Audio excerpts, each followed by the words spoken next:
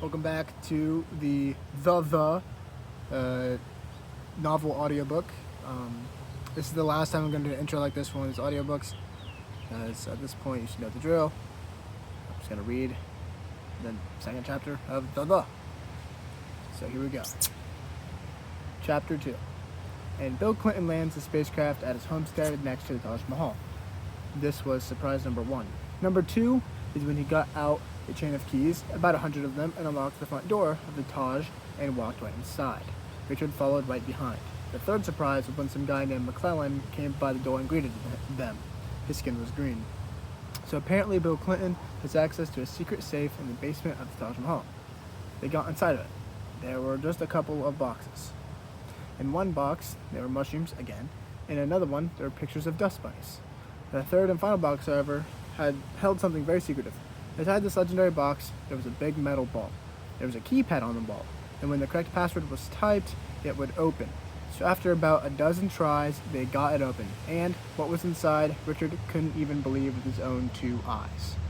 The thing inside the ball was a copy of Sega Bass Fishing for the Nintendo Wii. Richard fell to the floor in immediate shock from the sheer presence of the game being right in front of him. He got back up after a few minutes and started sweating. It's the one, he thought. One of the games of all time. It was an honor to have this game in his possession, and Bill Clinton told him that he could keep it. And so, there he was, playing Sega Bass Fishing on the Taj Mahal Wii. This is something that all of us could only dream of doing. When these kinds of opportunities come, you have to make the most of them, because you may never get that chance again. And, oh boy, did Richard make the most of this opportunity. He played the game for 15 hours straight. The game is godly, yes, but come on now, that can't be healthy. Like a normal person would, Bill Clinton got annoyed, tried to pry Richard away from the game, and when that didn't work, he just left. Just straight up left Richard behind all by himself in the Taj Mahal, unless you count McClellan, the dude with the green skin. Richard didn't seem to mind. He was practically mesmerized, even more so than when Bill Clinton was spinning in the bucket. But there was only one question. Since Richard doesn't get tired, as we have established before, then what's going to come first? Him quitting the game or him dying? I mean, he has to eat and drink and do some restroom duties at some point, right? Wrong. All you need to live is Sega Bass Fishing for the Nintendo Wii, nothing else.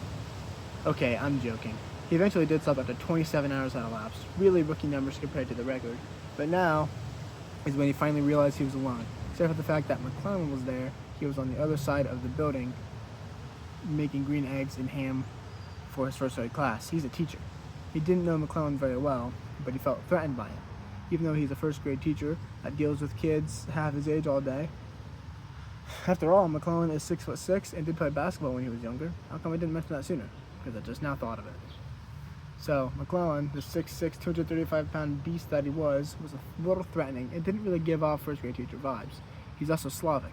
He's from Norway, but lives here in India because he accidentally boarded a plane here, that's a typo, a plane here and decided to stay, and he loves it. You know those Slavic guys, some of the toughest men around. You had the Vikings a long time ago, but now you have men with nothing but swim trunks diving into freezing cold water and staying there for an hour or so. That we also know could do that like they do, and they love it. There is no doubt McClellan could do that. But what else could McClellan do? What were his real powers? What was he really capable of doing? Well, as it turns out, many, many things. He's a very powerful man, possibly the most powerful first grade teacher on the planet. No, undoubtedly the most powerful first grade teacher on the planet, and it is even close, not even a question. I'm getting really off topic here, but McClellan's power really is important. So since Bill Clinton is gone, the operation completed,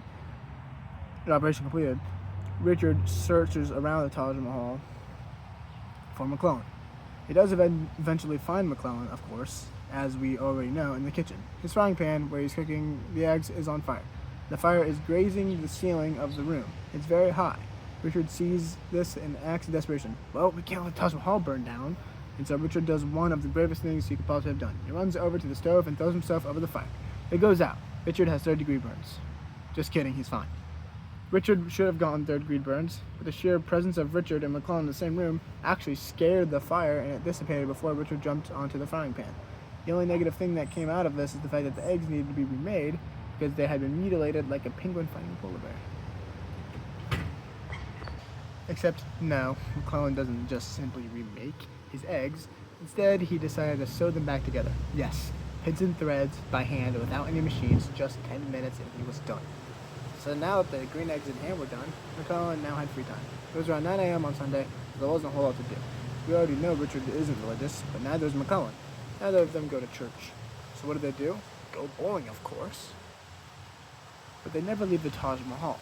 There's a bowling alley in the basement. Of course there is. There's just about everything under the sun down there, and possibly more. But this wasn't just a standard bowling alley. It was more. A lot more. This bowling alley had a little twist. A twist that is twistier than any plot twist in any movie or TV show. In this bowling alley, if you don't get a strike or a spare in any one frame, you're banished to the Shadow Realm. But of course, neither Richard nor McClellan know this. To them, they believe it's just a regular old bowling alley with nothing special about it other than its location. But as we already know, they couldn't possibly have been more wrong. Hopefully they both played the best games of their lives. Well, let's see. In the first frame, they both blew strikes. Cool. In the second frame, Richard got a spare and McClellan got another strike. Alright, seems as if things are going well. Third frame though, well, let's see. McClellan grabs a spare on a 7-10 split. Lucky duckling.